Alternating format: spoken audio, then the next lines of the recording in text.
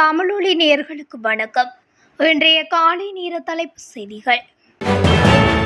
மித்தனிய தலாவு பகுதியில் உள்ள ஒரு வீட்டில் புதைக்கப்பட்டிருந்த ஐஸ் என்ற போதைப் பொருளை தயாரிக்க பயன்படுத்தப்படும் ரசாயனங்கள் கண்டுபிடிக்கப்பட்ட சம்பவத்தில் கைது செய்யப்பட்ட பியல் மனம்பேரியை தடுத்து வைத்து விசாரிக்க நீதிமன்றம் அனுமதி வழங்கியுள்ளது. நேற்று காலை வலஸ்முல்ல நீதவான் நீதிமன்றத்தில் சந்தேக நபர் முன்னிலைப்படுத்தப்பட்ட நிலையில் இந்த உத்தரவு பிறப்பிக்கப்பட்டுள்ளது. அதன்படி அவரை 7 நாட்கள் தடுத்து வைத்து விசாரிக்க அனுமதி வழங்கப்பட்டது.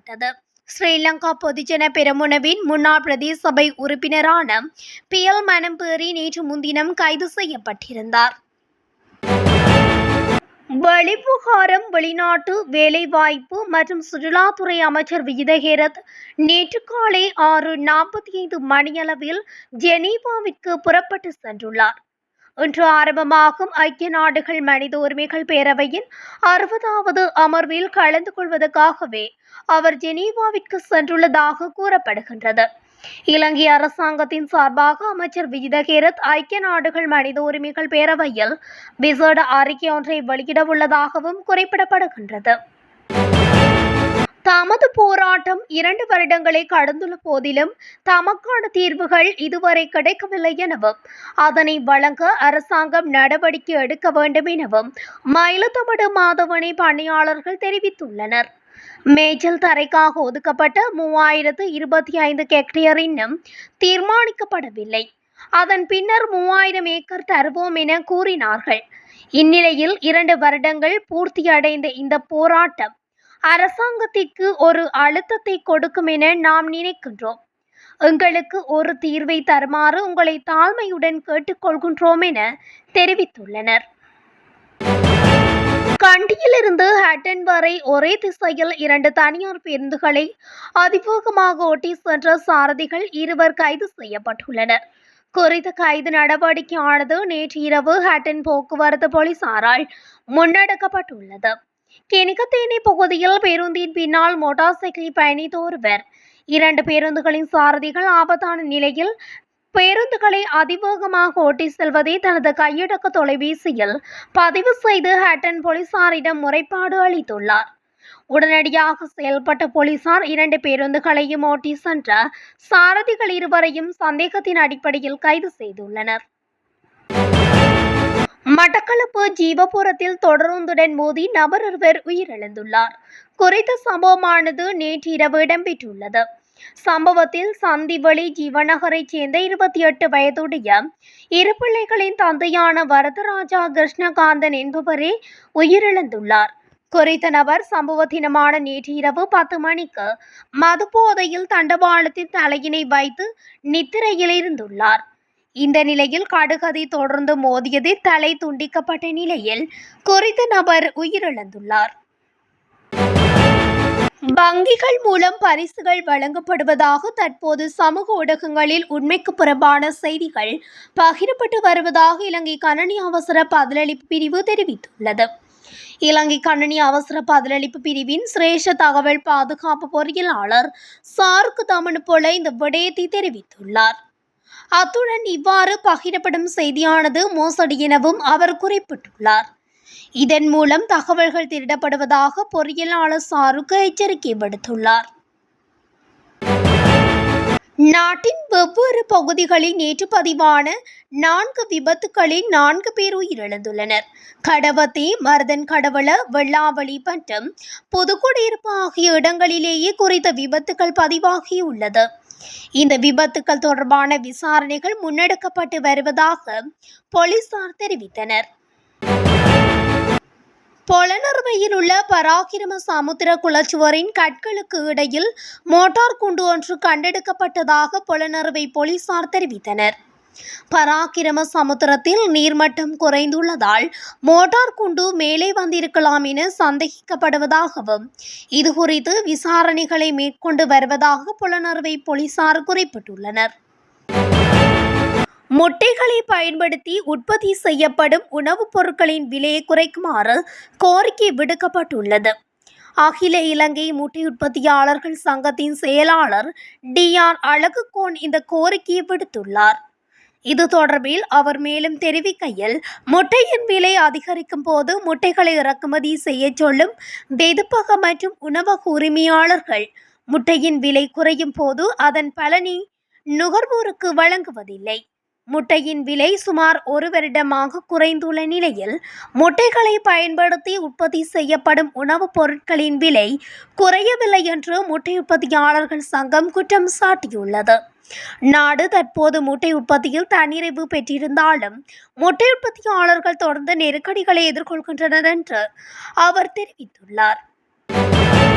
கெபத்திகொள்ளாவ போலீஸ் பிரிவில் உள்ள குருளுக்கம பகுதியில் மனைவி ஒருவர் தனது கணவரை கொடரியால் வெட்டி கொலை செய்துவிட்டு தனது 3 குழந்தைகளுடன் போலீசில் சரணடைந்ததாக கெபத்திகொள்ளாவ போலீஸ் நிலையம் தெரிவித்துள்ளது. கெபத்திகொள்ளாவ போலீஸ் பிரிவில் உள்ள குருளுக்கமவைச் சேர்ந்த 3 குழந்தைகளின் தாய் போலீஸ் நிலையத்தில் சரணடைந்துள்ளார். உயிரிழந்தவர் கெபத்திகொள்ளாவ குருளுக்கம உக்குவவைச் சேர்ந்த 3 குழந்தைகளின் தந்தை ஆவார்.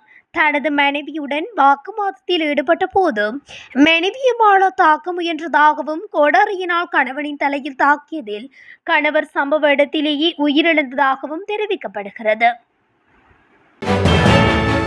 இலங்கை போக்குவரத்து சபைக்கு சொந்தமான 2 பேருந்துகள் மீது தாக்குதல் நடத்தப்பட்டுள்ளது. எஸ்ல பெரஹராவிற்காக சிறப்பு போக்குவரத்து சேவைகளுக்கு பயன்படும் பேருந்துகள் மீதே தாக்குதல் மேற்கொள்ளப்பட்டுள்ளது. இந்த தாக்குதல் சம்பவத்தின் போது இலங்கை போக்குவரத்து சபையின் ஊழியர்கள் 2 தாக்கப்பட்டுள்ளதாக கூறப்படுகிறது. காயமடைந்த 2 ஊழியர்களும் சிகிச்சைகளுக்காக மருத்துவமனையில் அனுமதிக்கப்பட்டுள்ளனர். நேற்று இரவு 11:30 மணிக்கும் 12 மணிக்கும் இடையில் இந்த தாக்குதல் சம்பவம் பதிவாகியுள்ளது. மன்னாரில் 16 வயதுக்கு குறைந்த சிறுமியை பாலியல் துஷ்பிரயோகம் செய்த குற்றச்சாட்டில் ஒரே குடும்பத்தைச் சேர்ந்த சகோதரர்கள் 2 7 வருட கடூழிய சிறை தண்டனை விதித்து மன்னார் மேல் நீதிமன்ற நீதிபதி தீர்ப்பளித்தார். குற்றத்தின் பாரதூரத்தன்மை, பாதிக்கப்பட்ட சிறுமியின் நிலை, மேலும் இவ்வாறான குற்றங்கள் இடம்பெறாமல் இருக்க வேண்டும் என்ற அடிப்படையில் சட்ட ஏற்பாடுகளுக்கு அமைவாக இந்த தண்டனை விதிக்கப்பட்டுள்ளது. 7 வருட கடூழிய சிறை தண்டனைக்கு மேலதிகமாகவும் தண்டப்பணமும் பாதிக்கப்பட்ட சிறுமிக்கு 5 லட்சம் ரூபாய் நஷ்ட ஈட்டுத் தொகையும் வழங்க தீர்ப்பளிக்கப்பட்டது. இதில் குறித்த சிறுமியை பாலியல் துஷ்பிரயோகம் செய்ய உதவியவருக்கு அதே தண்டனை, அதாவது 7 ஆண்டு கடூழிய சிறை தண்டனை விதிக்கப்பட்டதும் குறிப்பிடத்தக்கது. முச்சக்கர வண்டி ஒன்றின் மீது திரவ எரிபொருள் எடுத்துச் செல்லும் கொள்கலன் ஒன்று மோதியதில் முச்சக்கர வண்டி பலத்த சேதம் அடைந்ததுடன் அதில் பயணித்த சிறுவன் ஒருவன் காயமடைந்து வைத்தியசாலையில் அனுமதிக்கப்பட்டுள்ளதாக தெரிவிக்கப்படுகிறது. கொலன்னாவையிலிருந்து கொடகல பிரதேசத்துக்கு எரிபொருளுடன் சென்ற பவுசர் வண்டியொன்று பட்டவளை பிரதேசத்தில் வைத்து மோதியுள்ளது. மேற்படி சம்பவத்தின் போது பவுசர் வண்டியை வளைவு ஒன்றில் திருப்பும் போதே பவுசர் வண்டியின் பின்புறமாக முச்சக்கர வண்டி மோதியுள்ளது. இதன் போதே சிறுவன் ஒருவன் காயமடைந்து வைத்தியசாலையில் அனுமதிக்கப்பட்டுள்ளார்.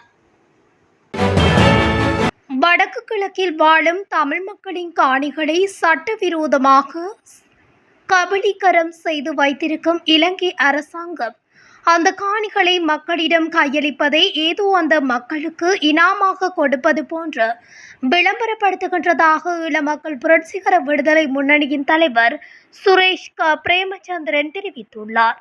யுத்தம் முடிவடைந்து 16 வருடம் முடிவடைந்த நிலையிலும் அந்த காணிகளுக்கு உரித்தான மக்களிடம் அதனை கையளிக்காமல் படையினரை தம்பசம் வைத்துள்ளனர் என அவர் மேலும் குறிப்பிட்டுள்ளார். முன்னாள் ஜனாதிபதி ரணில் விக்ரமசிங்க நாடாளுமன்றத்துக்கு செல்வதற்கு ஆயத்தங்கள் ஏதும் இல்லை என ஐக்கிய தேசிய கட்சியின் பிரதி தலைவர் ருவன் விஜயவர்தன தெரிவித்துள்ளார். அதன்போது முன்னாள் ஜனாதிபதி ரணில் விக்ரமசிங்க நாடாளுமன்றத்திற்கு வருவது குறித்து அதிகம் பேசப்பட்டு வருவது குறித்து அவரை நாடாளுமன்றத்திற்கு அனுப்பும் திட்டம் ஏதேனும் உள்ளதா என்பது குறித்து ஊடகவியலாளர்கள் ருவான் விஜயவர்தனவிடம் கேள்வி எழுப்பியுள்ளனர். பதிலளித்த அவர், முன்னாள் ஜனாதிபதி ரணில் இந்த நேரத்தில் நாடாளுமன்றத்தில் இருந்தால் நாட்டுக்கு நல்லது என்று தான் நம்புவதாக கூறியுள்ளார். எனினும் அத்தகைய ஆயத்தம் எதுவும் இல்லை என்றும் அவர் நாடாளுமன்றத்துக்கு சென்றால் சரியான நேரத்தில் செல்வார். தற்போது அத்தகைய கலந்துரையாடல்கள் எதுவும் இல்லை என ருவன் விஜயவர்தன மேலும் தெரிவித்துள்ளார். அண்மையில் விபத்துக்குள்ளாகி 15 பேர் உயிரிழந்த எல்ல மற்றும் ராவண எல்ல இடையான எல்ல வெள்ளவாய சாலையில் கிட்டத்தட்ட 10 ஆபத்தான இடங்கள் அடையாளம் காணப்பட்டுள்ளதாக பதுளை மாவட்ட வீதி மேம்பாட்டு ஆணையம் தெரிவித்துள்ளது.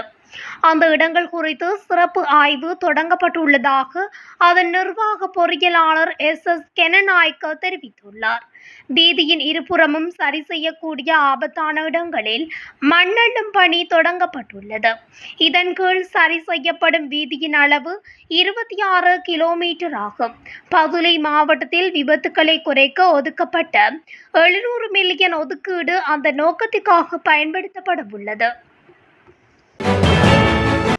இத்துடன் தமிழொலியின் இன்றைய காலை நேர தலைப்பு செய்திகள் நிறைவடைகின்றன. தொடர்ச்சியாக செய்திகளை அறிந்து கொள்ள தமிழொலி ஊடகத்துடன் இணைந்திருங்கள். நன்றி, வணக்கம்.